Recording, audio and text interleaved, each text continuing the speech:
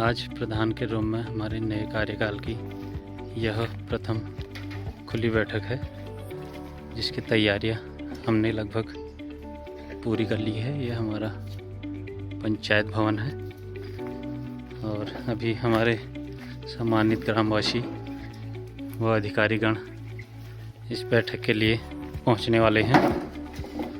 हमारे अन्य भैया व्यवस्था में लगे हैं। ये हमारा पंचायत सभागार है।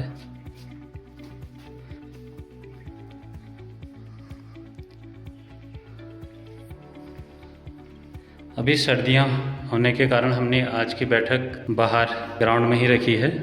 अन्य टाइम पे हमारी जो खुली बैठकें होती हैं हमारे इस पंचायत भवन में ही होती हैं। ये हमारे पिछले कार्यकाल में बना हुआ पंचायत भवन है।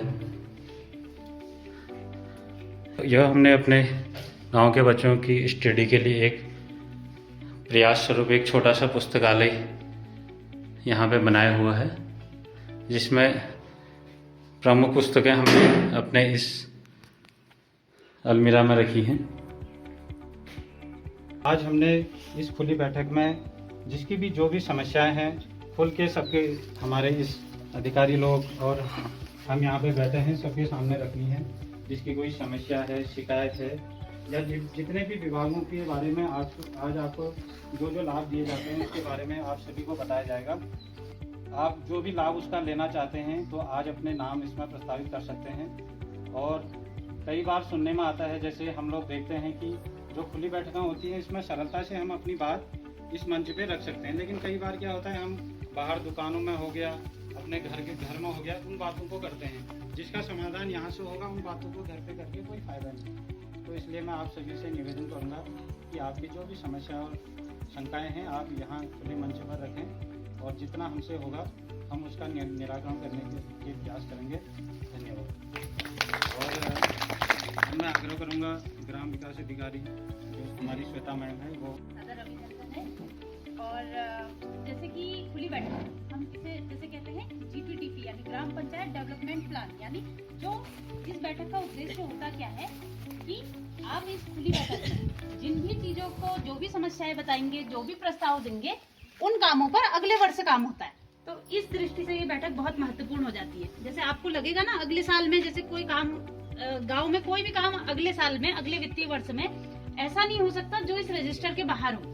तो आपको जैसे उस समय ख्याल आया कि हमें बकरी बाड़ा चाहिए था, तो लेकिन उस साल वो नहीं बन पाएगा। कब तक नहीं, क्यों नहीं बन पाएगा? क्योंकि वो जब बैठक हुई थी ना आप तब आए नहीं थे और आपने यहाँ वो जो है अंकन उसका किया नहीं था प्रस्ताव। तो इस वजह से ये खुली बैठक जो है बहुत महत्वपूर्ण हो जाती है। तो आज आप क्या करेंगे कि जो भी चाहे व्यक्तिगत कार्य हैं, सामुदायिक कार्य हैं या गांव के, क्योंकि इस खुली बैठक का उद्देश्य होता है कि जो आप अपने गांव को कैसा चाहते हैं, है ना, तो वो सरकार ऊपर से निर्धारित नहीं करती है कि आपके गांव में क्या क्या चीजें बनेंगी, क्या क्या संरचनाएं बनेंगी, कितने आवास बनेंगे, ये ऊपर से निर्धारण नहीं होगा। ये इस बात पर निर्धारण होगा कि आपने जो है अपने गांव की बैठक में क्या चीजें चढ़ाई है। आप मेरी बात समझ गए होंगे ना। जैसे इस बार जो चीजें आपको गाँव में चाहिए अगले साल, वो इस बार चढ़ाई थी ना, वो इस बार ऑनलाइन होंगी। कई लोग कहेंगे हमने पिछली बार मुर्गी बाड़ा चढ़ाया था, बकरी बाड़ा अभी आया नहीं।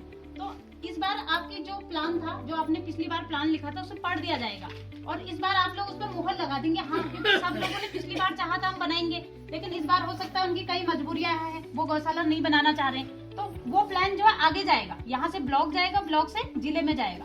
तो जो चीजें आपने पिछली बार चढ़ाई थी वो इस बार बनेंगी गाँव में। वो आप सोचेंगे पिछली बार लिखाई थी, बनी तो नहीं है इस बार। पिछली बार चढ़ाई गई चीजें इस बार बनेंगी और इस बार चढ़ाई गई चीजें अगले साल बनेंगी। तो जैसे कि प्रधानमंत्री आवास था, उसका भी अच्छा खासा सर्वे नौसार में किया गया है।